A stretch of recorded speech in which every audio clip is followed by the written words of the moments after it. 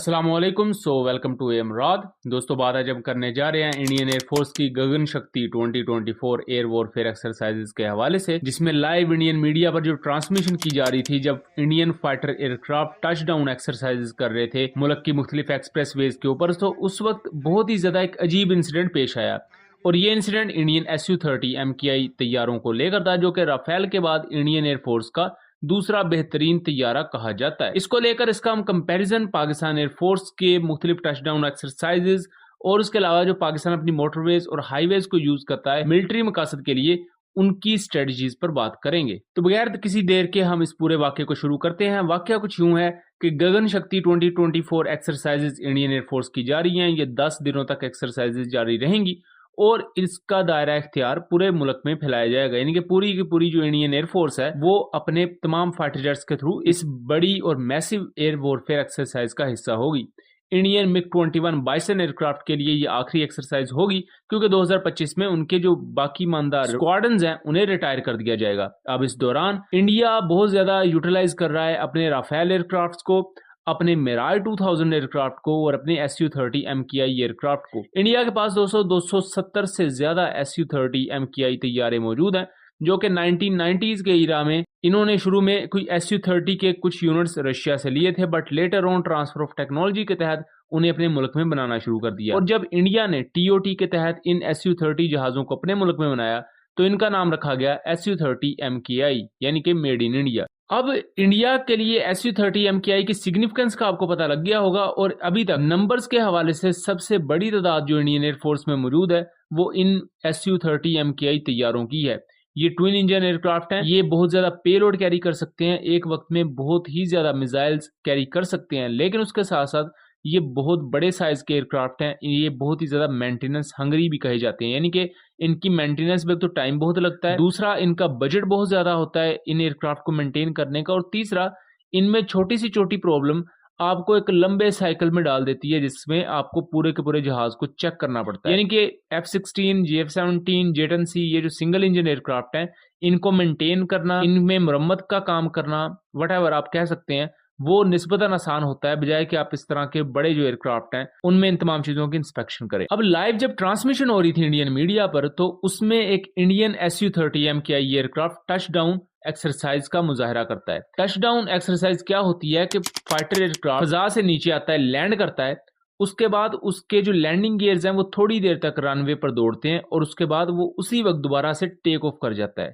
ये प्रॉपर एक touch down exercise होती है। अब सेम इसकी वीडियो आप F-16 एयरक्राफ्ट की भी देख रहे होंगे अपने सामने, जिसमें वो अपने लैंडिंग गियर्स को रब करता है, यानी कि लैंडिंग गियर्स को जमीन के साथ लगाता है, रनवे पर थोड़ी देर तक दौड़ता है, उसके बाद दोबारा टेक ऑफ कर लेता है। ये बेसिकली एक्सरसाइजेज की जाती हैं ताकि फाइटर एयरक्राफ्ट की ऑपरेशनल प्रिपेयर्डनेस को देखा जा सके, एक फाइटर एयरक्राफ्ट की या किसी भी वेपन सिस्टम की इलास्टिसिटी को देखा जा सके, क्योंकि हर दफा आपको घर जैसा माहौल नहीं मिलता, यानी कि हर दफा आपके रनवेज तैयार नहीं होते। अगर दुश्मन पहले प्रीएम्प्टिव स्ट्राइक कर देता है और आपके रनवेज तबाह हो जाते हैं, तब आपके पास एक ऑप्शन बचता है कि अपने मुल्क की हाईवेज को, मोटरवेज को, एक्सप्रेसवेज को यूज किया जाए। लेकिन गगन शक्ति में क्या हुआ कि इंडियन एयरफोर्स का MiG SU-30 MKI aircraft touch down exercise के लिए लखनऊ आगरा एक्सप्रेस वे पर आता है, लेकिन वो अपने लैंडिंग गियर्स को जमीन के साथ लगाए बगैर, यानी कि एक्सप्रेस वे पर लगाए बगैर उसी वक्त ही टेक ऑफ कर जाता है हवा में। यहाँ एक पॉसिबिलिटी है कि या तो पायलट पजल हो गया और वो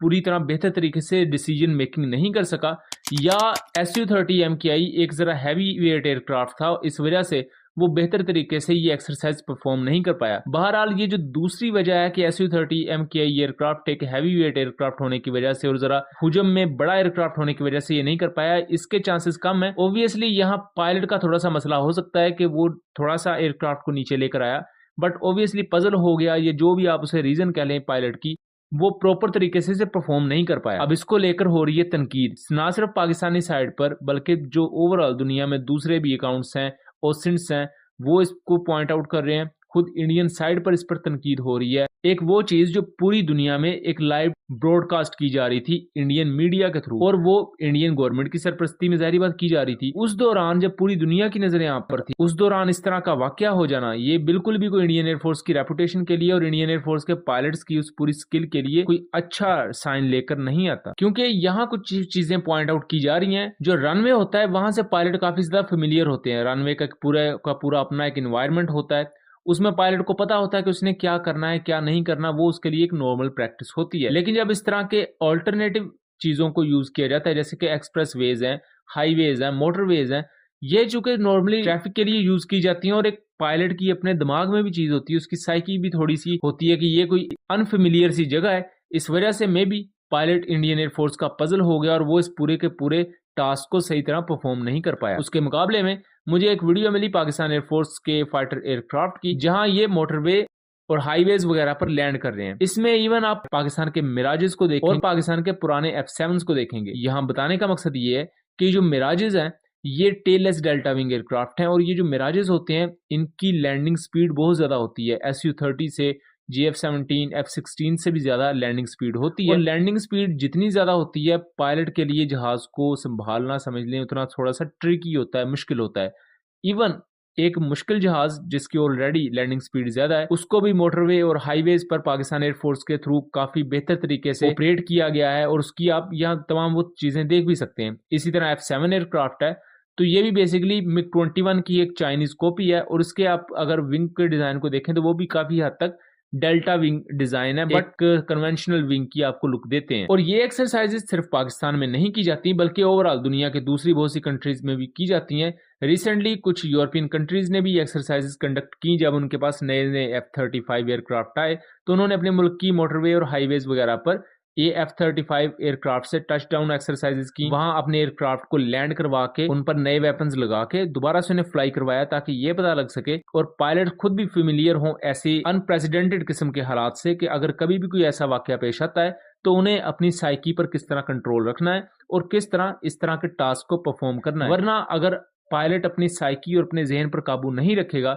तो उसका अंजाम आपको बिल्कुल वैसे ही देखने को मिलेगा जैसा कि इंडियन Su-30 MKI एयरक्राफ्ट के साथ देखने को मिला। जब इंटरनेशनली एक चीज को ब्रॉडकास्ट किया जा रहा था, उस दौरान इंडियन एयरफोर्स का पायलट Su-30 एयरक्राफ्ट के साथ टच डाउन एक्सरसाइज को मुकम्मल या बेहतर तरीके से परफॉर्म नहीं कर पाया। तो ये था एनालिसिस। उम्मीद करता हूँ चीजें क्लियर रही होंगी। वीडियो पसंद आई हो तो इसे ज्यादा से ज्यादा शेयर कीजिएगा एंड चैनल को सब्सक्राइब कीजिएगा। मिलेंगे अगली वीडियो में, तब तक के लिए अल्लाह हाफिज।